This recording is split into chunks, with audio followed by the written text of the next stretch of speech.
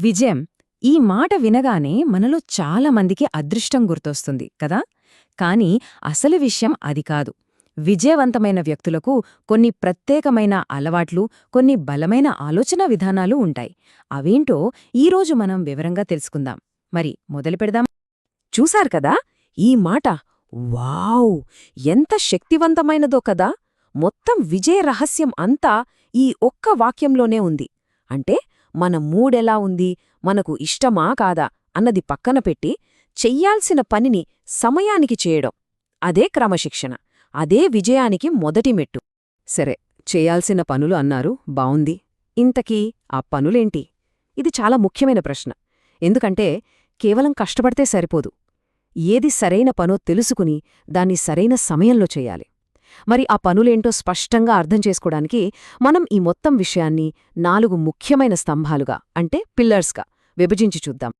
ఇదిగోండి మన మొదటి పిల్లర్, లక్ష్యాలతో మొదలుపెట్టడం. ఆలోచించండి, మనం ఎక్కడికి వెళ్లాలో తెలియకుండా ప్రయాణం మొదలుపెట్టలేం కదా. గమ్యం స్పష్టంగా లేకపోతే ప్రయాణం అస్తవ్యస్తంగా ఉంటుంది. జీవితం కూడా అంతే. మన లక్ష్యాలు స్పష్టంగా ఉండాలి. అప్పుడే మన ప్రయాణం సరైన దారిలో సాగుతుంది. అందుకే అన్నిటికంటే ముందు మన ప్రాధాన్యతలు ఏంటో తేల్చుకోవాలి. మరి ప్రాధాన్యతలు సెట్ చేసుకోవడం అంటే ఎలా? ముందుగా మన కలలు, లక్ష్యాలు ఏంటో ఒక లిస్ట్ రాసి అది మనకు ప్రతిరోజూ కనిపించేలా పెట్టుకోవాలి. ఇక మనం ఏ పని చేస్తున్నా సరే మనల్ని మనం ఒక ప్రశ్న వేసుకోవాలి. ఈ పని నా లక్ష్యానికి నన్ను దగ్గర చేస్తోందా? అంతే. ఇక ఇంకో సూపర్ టిప్ ఏంటంటే, రోజులో మనకు చాలా కష్టంగా అనిపించే పనుంటుంది కదా, దాన్ని పొద్దున్నే లేవగానే మొదటి పనిగా చేసేయాలి. అలా చేస్తే ఆ రోజంతా ఒక పాజిటివ్ ఫీలింగ్తో ఉంటాం. ఇక రెండో పిల్లర్, సమయాన్ని మన కంట్రోల్లోకి తెచ్చుకోవటం. చూడండి, ప్రపంచంలో ఎవ్వరికైనా రోజుకి ఉండేది 24 గంటలే. కాని కొందరు ఆ సమయాల్లో అద్భుతాలు చేస్తారు. ఎలా? వాళ్ళు సమయాన్ని తమ అదుపులో ఉంచుకోవటంలో మాస్టర్స్ అన్నమాట. మరి వాళ్ళు అది ఎలా చేస్తారో చూద్దామా? ఇక్కడ మనం మనల్ని మనం వేసుకోవాల్సిన ఒక ముఖ్యమైన ప్రశ్న ఉంది. మనం బిజీగా ఉన్నామా లేక ఉత్పాదకంగా ఉన్నామా? అంటే రోజంతా ఏదో ఒకటి చేస్తూ హడావిడిగా గడిపేస్తున్నామా లేక నిజంగా మన లక్ష్యానికి ఉపయోగపడే పనులు చేస్తున్నామా? చాలాసార్లు మనం బిజీగా ఉండటమే ప్రొడక్టివిటీ అనుకుని భ్రమపడతాం. కాని విజయం సాధించేవాళ్లు ఈ తేడాని కరెక్ట్గా గుర్తిస్తారు. ఇది అర్థం చేసుకోవాలంటే మన పనులను 2 రకాలుగా చూడాలి. ఒకటి అత్యవసర, అంటే అర్జెంట్ పనులు. రెండోది ముఖ్యమైన, అంటే ఇంపార్టెంట్ పనులు. అర్జెంట్ పనులు అంటే ఫోన్ రింగ్ అవ్వడం, ఇప్పుడే వచ్చిన మెయిల్కి రిప్లై ఇవ్వడం లాంటివి. ఇవి మనల్ని ఎప్పుడో ఒక ఫైర్ ఇంజిన్లా పరుగులు పెట్టిస్తాయి. కానీ ఇంపార్టెంట్ పనులు అలా కాదు. ఇవి మన దీర్ఘకాలిక లక్ష్యాలకు సంబంధించినవి. కొత్త స్కిల్ నేర్చుకోవడం, ఆరోగ్యం మీద శ్రద్ధ పెట్టడం లాంటివి. విజయవంతమైన వాళ్లు ఈ ముఖ్యమైన పనులకే ఎక్కువ సమయం కేటాయిస్తారు. మరి ఇంపార్టెంట్ పనులకి సమయం ఎలా దొరుకుతుంది? దీనికోసం ఒక పవర్ఫుల్ టెక్నిక్ ఉంది. అదేంటంటే, మన పని దినంలో మొదటి 2 గంటలు ఆ టైంని వేరే దేనికోసమూ కాకుండా బ్లాక్ చేయాలి. ఆ టైంలో ఎలాంటి మీటింగ్స్, ఫోన్ కాల్స్, డిస్టర్బెన్సెస్ ఉండకూడదు. ఆ గోల్డెన్ టైంని మన జీవితంలో అత్యంత ముఖ్యమైన పనికోసం మాత్రమే వాడాలి.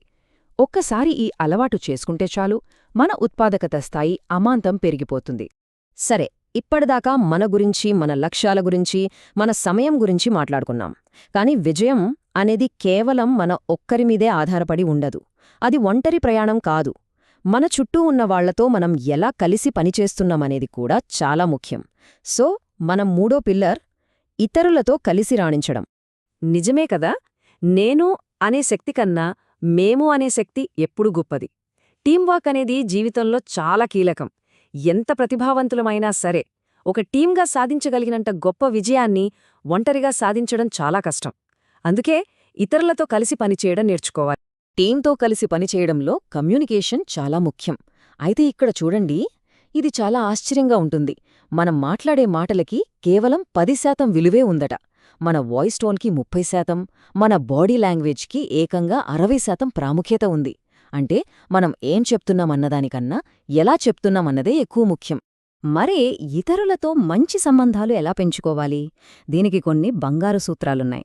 సహాయం అడిగేటప్పుడు డిమాండ్ చేసినట్టు కాకుండా వినయంగా అడగాలి. ఒకరిని మెచ్చుకోవాలంటే అందరి ముందు మెచ్చుకోవాలి. కాని వాళ్లు చేసిన తప్పు గురించి చెప్పాలంటే ప్రైవేట్గా చెప్పాలి. పనికి క్రెడిట్ తీసుకోవడం కన్నా పని పూర్తి చేయడం ముఖ్యమనుకోవాలి. ఇక మనం తప్పు చేస్తే మొహమాట పడకుండా ఒప్పుకుని క్షమాపణ చెప్పాలి. ఇవి బలమైన సంబంధాలను నిర్మిస్తాయి. ఓకే, ఇప్పటివరకు మనం బయట చేసే పనుల గురించి మాట్లాడుకున్నాం. కానీ వీటన్నింటికీ మూలమెక్కడుంది తెలుసా? మన లోపల, మన మనసులో. అసలైన విజయం మొదలయ్యేది అక్కడే. సో మన నాలుగో, చివరి, ఇంకా అత్యంత ముఖ్యమైన పిల్లర్ విజయవంతమైన మనస్తత్వాన్ని అంటే మైండ్ సెట్ని పెంపొందించుకోవడం. ఈ పోలిక నాకు చాలా నచ్చింది. మన మనసుని ఒక సారవంతమైన తోటలా ఊహించుకోండి. మనం మంచి విత్తనాలు వెయ్యకపోతే దానంతటా అదే పిచ్చి మొక్కలు మొలుస్తాయి. అలాగే మన మనసు కూడా. మనం దాన్ని పాజిటివ్ ఆలోచనలతో నింపితే విజయం అనే పంట పండుతుంది. అలా కాకుండా నెగటివ్ ఆలోచనలని మనసులో పెట్టుకుంటే అపజయం అనే కలుపు మొక్కలే పెరుగుతాయి. ఆ తోటలో ఏ పంట పండించాలో నిర్ణయించుకోవాల్సింది మనమే. ఆ తోటలో విత్తనాలు నాటడానికి మనం వాడే సాధనమేంటో తెలుసా? మన మాటలు. అవును, మనం మనతో మాట్లాడుకునే మాటలు అంటే సెల్ఫ్ టాక్ చాలా శక్తివంతమైనవి. అవి మన మైండ్ సెట్ని పూర్తిగా మార్చేగలవు. ఉదాహరణకు, నేను ప్రయత్నిస్తాను లాంటి బలహీనమైన మాటలకు బదులుగా నేను చెయ్యగలను, నేను ఖచ్చితంగా చేస్తాను వంటి శక్తివంతమైన పదాలను వాడాలి. ఈ చిన్న మార్పు మన ఆత్మవిశ్వాసాన్ని ఎంతో పెంచుతుంది. మనం వాడే పదాలు మనల్ని విజయానికి ప్రేరేపించేలా ఉండాలి. ఈ పాజిటివ్ మైండ్ సెట్లో ఇంకో ముఖ్యమైన విషయం శ్రేష్ఠత కోసం ప్రయత్నించడం. శ్రేష్ఠత అంటే పరిపూర్ణత కాదు. నిన్నటికంటే ఈ రోజు కంటే రేపు ఇంకాస్త బెటర్గా ఉండాలని ప్రయత్నించడమే. అలాగే మన ఆలోచనల మీద మన స్నేహితుల ప్రభావం చాలా ఉంటుంది. అందుకే ఎప్పుడూ సానుకూలంగా మనల్ని సపోర్ట్ చేసేవాళ్లతోనే ఉండాలి. కాబట్టి మనం ఈరోజు మాట్లాడుకున్న విషయాలనొక్కసారి చూస్తే నిజమైన విజయం 3 కీలకమైన స్తంభాలపై ఆధారపడి ఉంటుంది. 1 స్పష్టమైన ప్రాధాన్యతలు, 2 సమయపాలన, మరియు 3 అన్నింటికన్నా ముఖ్యంగా ఒక గెలిచే మనస్తత్వం. ఈ మనస్తత్వంలోనే పాజిటివ్గా ఆలోచించడం, ఇతరులతో కలిసి పనిచెయ్యడం అన్నీ భాగం. ఈ 3 బలంగా ఉన్నప్పుడే అసలైన విజయం సాధ్యమవుతుంది. సరే, ఇవన్నీ విన్నాం, బాగుంది. కానీ అసలు మార్పు ఎప్పుడొస్తుంది? మనం ఆచరణలో పెట్టినప్పుడు. కాబట్టి ఈరోజు మనం నేర్చుకున్న వాటిలోంచి ఒక్కటంటే ఒక్కదాన్ని ఈరోజే మన జీవితంలో పాటిద్దాం. ఆ విజయమనే ఒక్క విత్తనం ఏది నాటబోతున్నామో మనమే నిర్ణయించుకుందాం. ఆ ఒక్క విత్తనమే రేపొక మహావృక్షమవుతుంది.